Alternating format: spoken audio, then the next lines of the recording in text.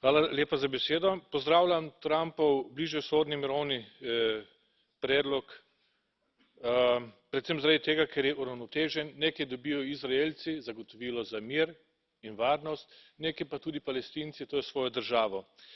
Demokratske države so več ali manj ta predlog podprle, vse tiste druge, ki to niso, pa so ga zavrnile skupaj s Palestinci, ki jim očitno ta status quo ustreza in nočejo miru. Tudi Iran je to zavrnil, ta predlog. Vprašal bi gospoda Borrella, ki je nedavno bil v Iranu, ali ste se z oblastmi v Iranu pogovarjali o tem predlogu, in drugič, ali ste režim opozorili na drastične kršitve človekovih pravic v tej državi, in pa tretjič, zakaj ste sploh bili tam, glede na to, da samo pomagate legitimirati režim, ki drastično krši človekove pravice. Hvala.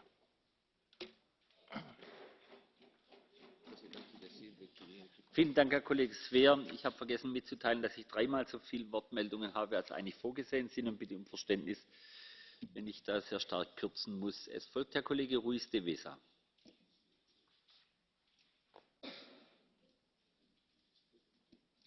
Señor presidente, muchas gracias, señor alto representante Josep Borrell. Yo respaldo el comunicado que ha emitido. Me parece